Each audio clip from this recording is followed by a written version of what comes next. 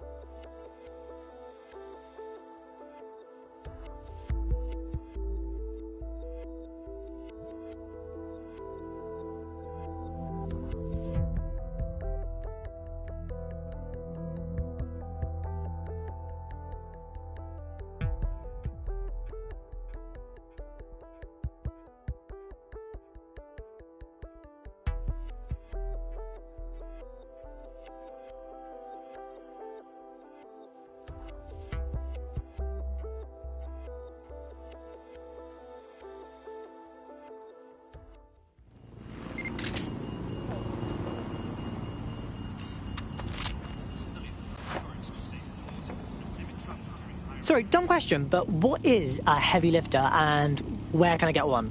Well, let's put our thinking caps on, shall we? Now, who in London would have access to a construction drone? Could it be a construction worker? Thanks, Bagley. You can shut up now. Not so hard, was it? There's an active construction yard nearby. I dare say you'll probably be able to find a construction worker to recruit there. Here's the coordinates.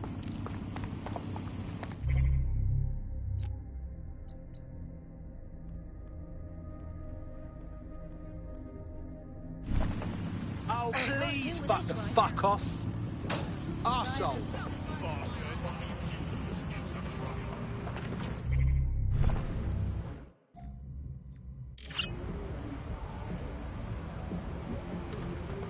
Fuck you, yeah? Time to leave. Just calm down, please.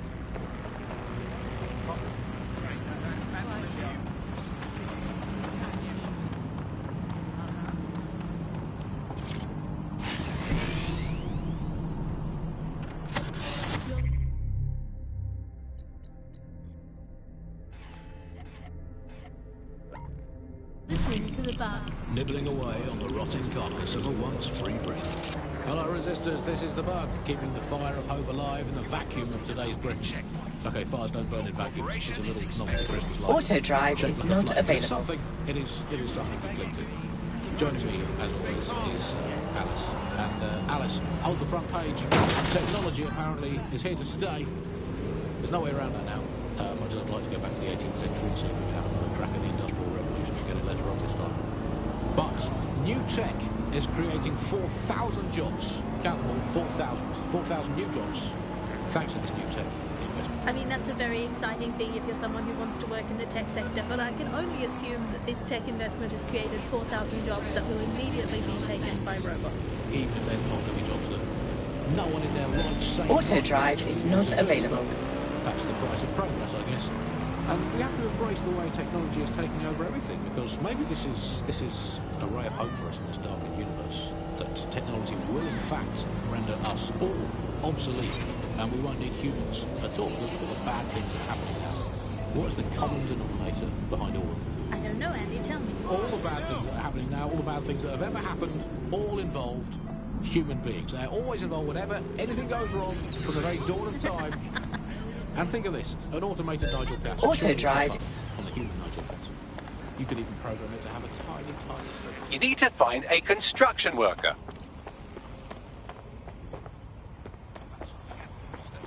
Oh, they have a beastly drone friend. I mean, the person looks sufficient too. Occupation? Check. Drone? Check. This could be the one. They look promising. Found a builder here. Strong. Access to dangerous equipment. Seems like DedSec material, right? They look promising.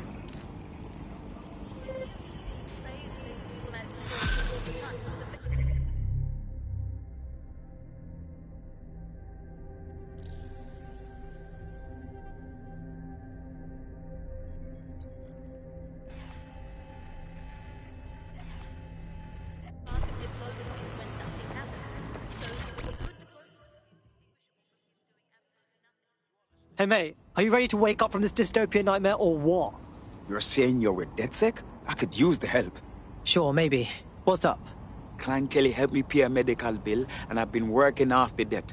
Problem being, they keep adding to what I owe, and are basically using me like an indentured servant. Cool. We're on it.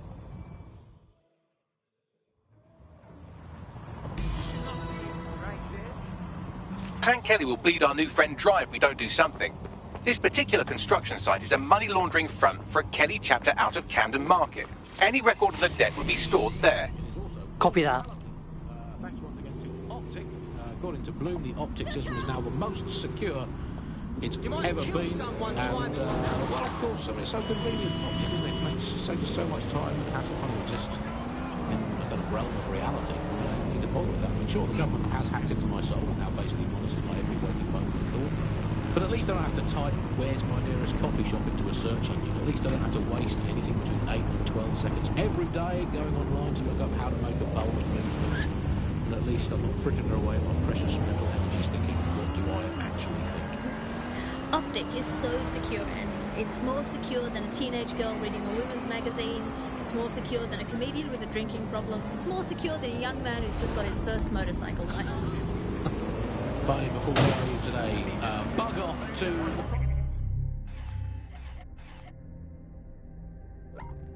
Prime Minister, who has once again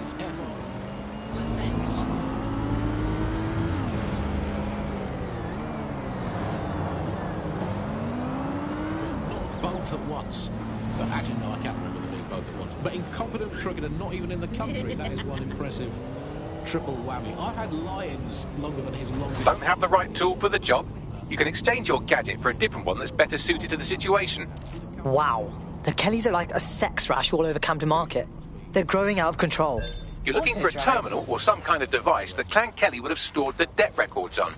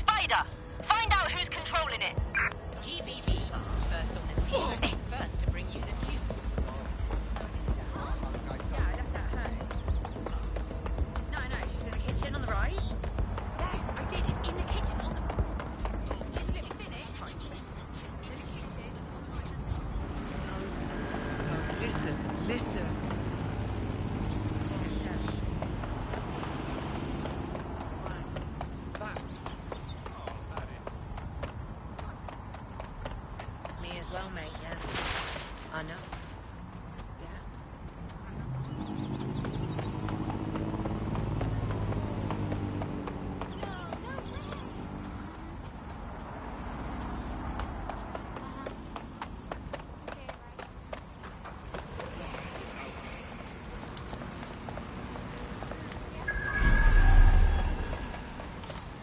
While the drones observing your every move might make you feel like you're living in a city-shaped prison, what's bad news for society is good news for DedSec. You can hack those nosy little buggers and use them to scout ahead.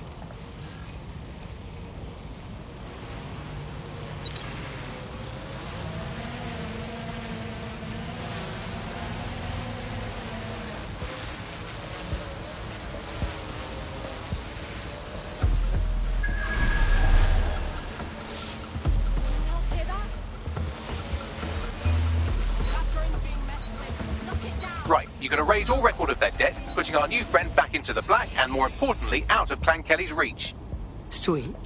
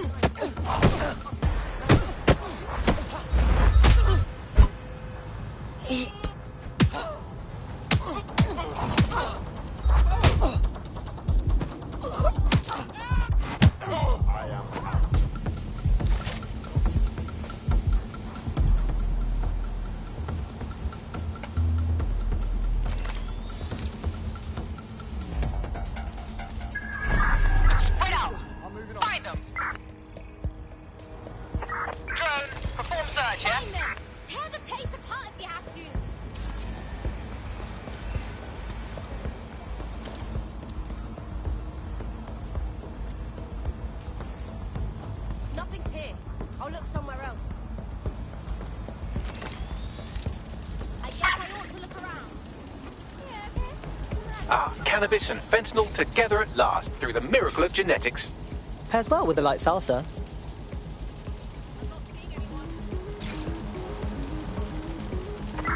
Lost them.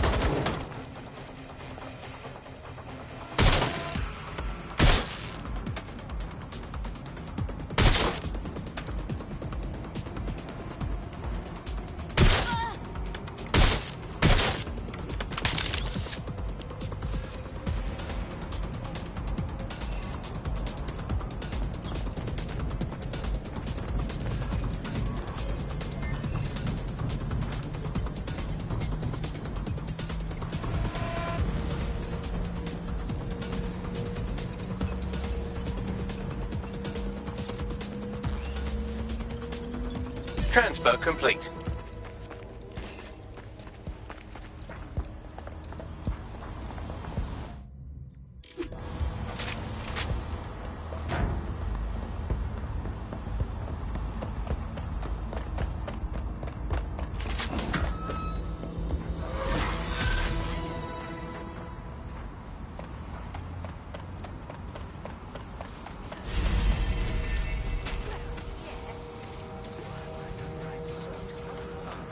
That Clan Kelly debt you had shouldn't be a problem anymore.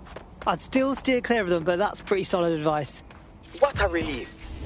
You know, despite what I heard recently, you lot are real decent.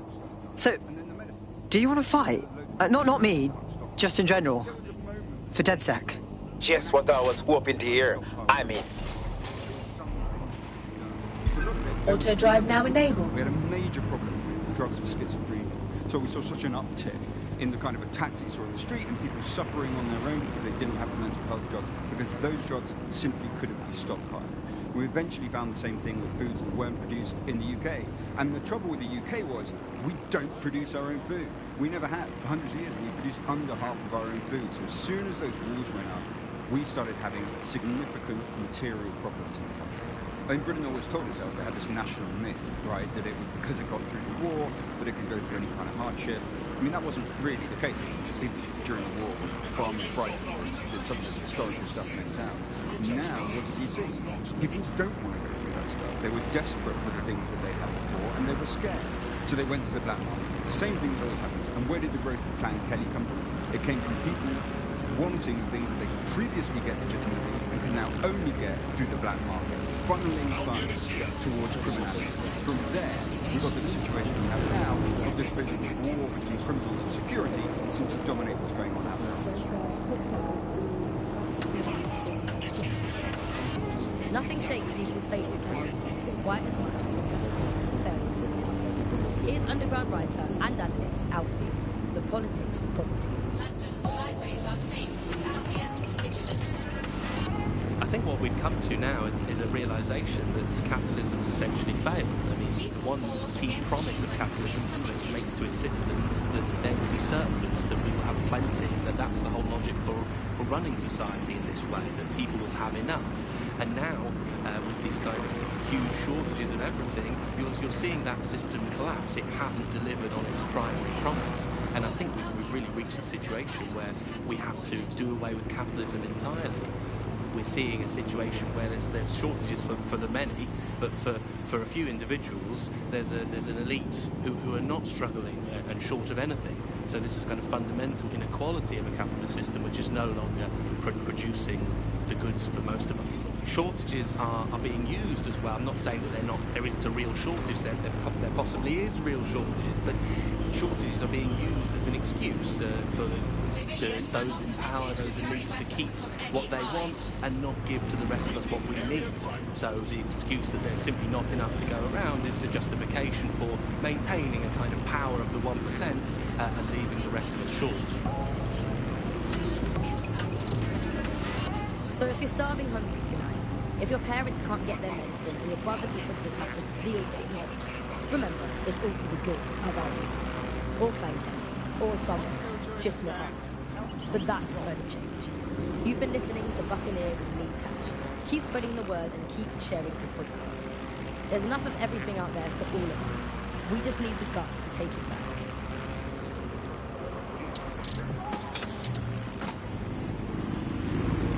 When you think of your dream home, do you picture peace and quiet?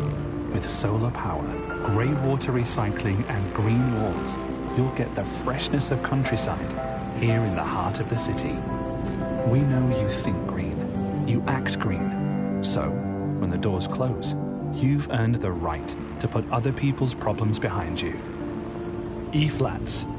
We make your apartment a showroom for your conscience. The Bug. Objective voice of objection for a most objectionable world. Hello, Bugsters. Welcome to The Bug, the comedy show that holds up the Medusa of satire to the already immovably concrete face of modern Britain. I'm Andy, I bench 480, and I can crack a tree in half just by looking at it. can I, from what is reality anymore? Alice, what do you bench? I bench body weights. Right. Well, not my body weight. Okay. Body weight of a baby. Yeah, I mean, you don't need to give that kind of detail. Just It's very body weight. impressive. People look at me and go, where did you get that baby? Yeah. You are listening to The Bar. In this week's Truth News, according to an official poll, 98% of Londoners are very happy with CTOS, and I am not sure that I agree with this, Andy. I don't think 98% of Londoners have ever, in the history of London, ever agreed on anything. You could not get 98% of Londoners to agree that oxygen was better than breathing a fog of raw liquid feces. And they expect us to believe that everyone agrees CTOS is better than not choking on shit mist. Maybe they just meant 98% of one specific Londoner who bought shares in Bloom before its tentacles grew into every crevice of the country. I mean, this is not just any old poll, we should say that. This is not any poll. This is an official poll, right from the very heart of government. It's not a knock-off fake poll of an elderly couple and their mangy old dog sitting on a bench waiting to die. This is an official poll. So let's just put those words, official poll, through an online translator in case you didn't study languages. Let's find out what it actually means. Made up lie. There we go. Got to clear that up. I don't, I think it's fair to say, entirely trust these official polls. They feed us, Alice. I mean, they could publish an official poll saying that over 99.9% of children like ice cream, and I would instantly assume that all children now hate all ice cream and would prefer to eat a bucket of gravel mixed with dead badger. They could publish an official poll saying that 10 out of 10 cats prefer cat food to being whacked with a tennis racket, and I would assume that all cats have gone vegan and were queuing up outside Wimbledon meowing, choose me, choose me. I trust these polls as much as I trust someone recommending a movie that they watched during a breakup.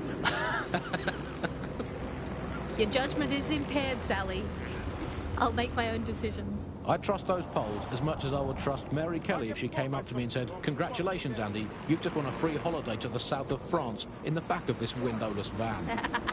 I think official polls are like the unsolicited dick pics that the government provides us. I didn't ask for it, I don't believe it, it's on an angle, you've artificially inflated it ahead of time, and anyone that falls for one deserves all the disappointment of trying to match it to reality.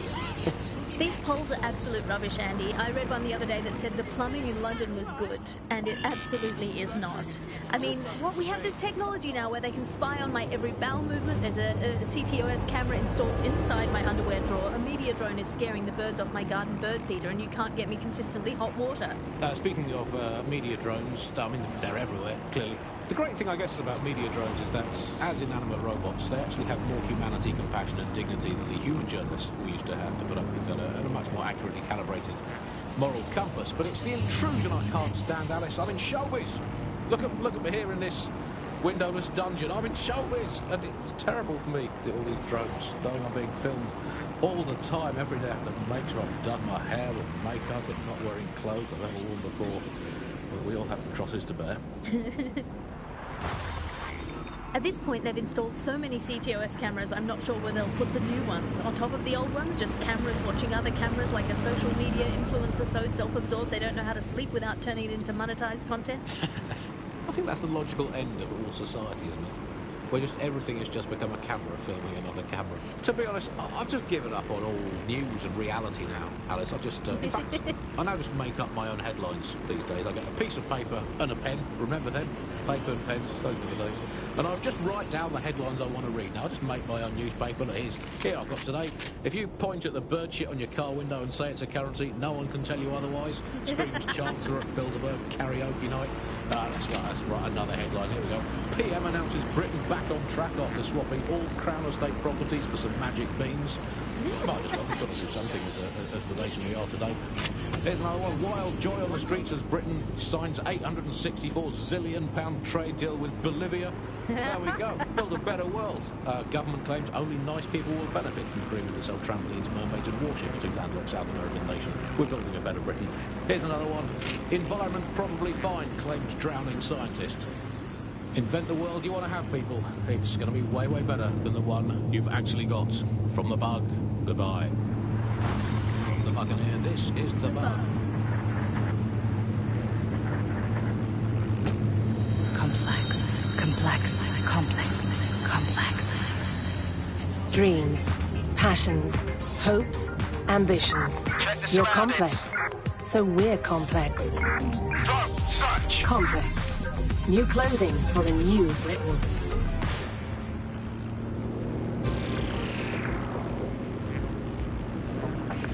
Coming up today on The Upload, we're talking about Skye Larson, the enigmatic founder of Broker Tech.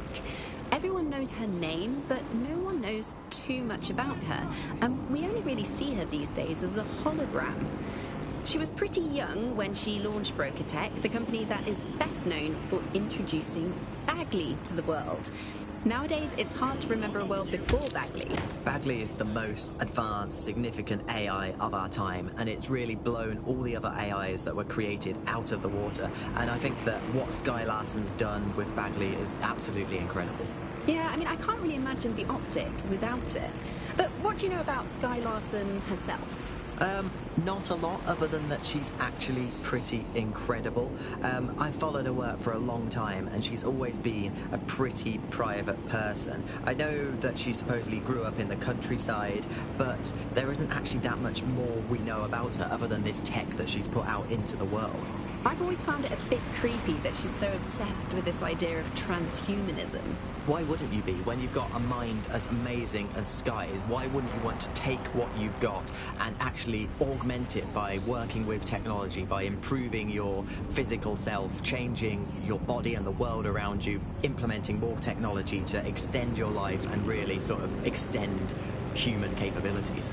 You sound pretty much in love with Skye Larson, I have to say. I can't comment on that, but I am a big fan of her work. She's been one of these people that has transformed the world around us, and just watching how her mind works from afar is pretty incredible, because some of what the technology she has introduced has changed how we all live our lives, and Bagley has been this really incredible assistance to humanity as a whole. Did I ever tell you that I actually interviewed Skye Larson once? Really? I thought she never spoke to the media or anything. So this was a long time ago, back in the day when she was a little bit more accessible, and she was one of these people that just had an amazing presence. You were inspired by her very being, and she was just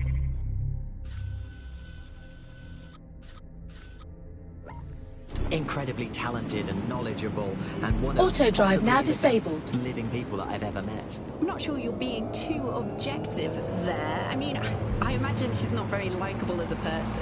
She obviously despises humanity in some ways. I think she believes that becoming data is preferable to being human. She's one of these people who's extremely methodical in everything that she does, and she does everything to perfection and really tries to change the world around her and make it a better place for us to live in.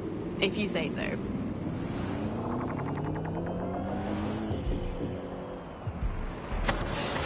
The Bug, nibbling away on the rotting carcass of a once free Britain. Yum, yum. Hello, Resistance fans. You're listening to the Bug Podcast, the objective voice of objection for this most objectionable world. I am Andy, not my real name, so good luck finding me, Monsieur Bloom. My real name is, in fact, Andrew, and I live in, note this down, of my own making, which is, in fact, the most densely populated place on Earth these days. Overcrowded, some might say. Joining me, as always, my next-door neighbour in these Netherlands of nonsense. It's Alice. Yes, indeed, it is Alice. Alice, who the bleep is Alice? I am not going to tell you that, but you can just sort of sense it from the timbre of my voice. Let's spin the wheel and find out where we're getting today's news from.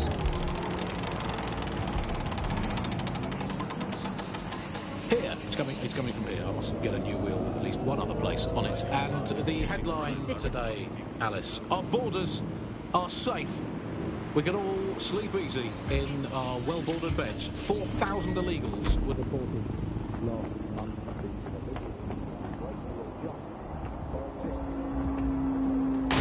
Drivers in this city.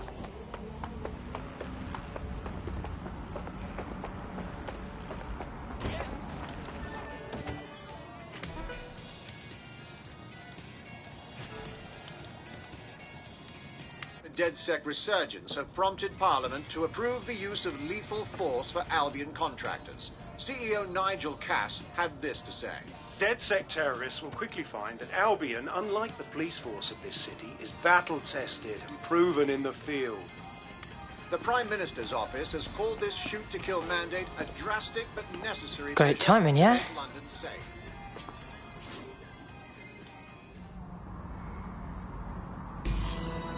Right. welcome aboard, etc., etc. I'll give you the speech later. Right now, we need you and your big, strong drone friend.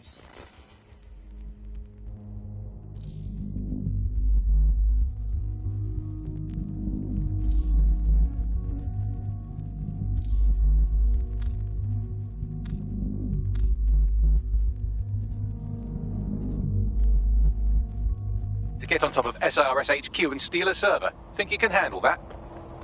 I'm on my way. I really should visit more of the city. Stop! Stop! Stop! Any assault on an Albion guard is considered a serious offense. Stay down! That's an order!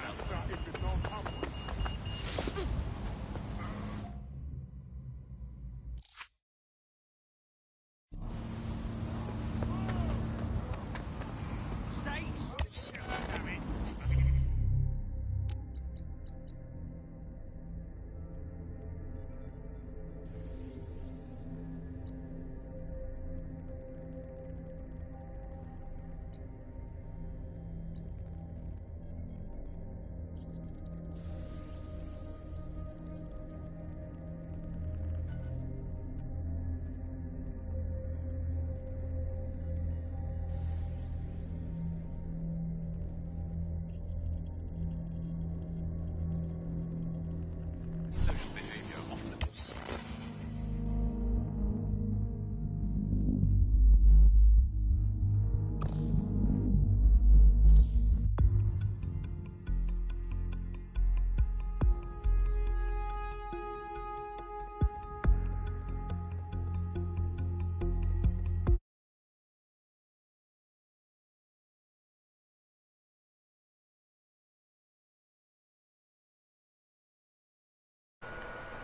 And that's where I'm gonna end it here.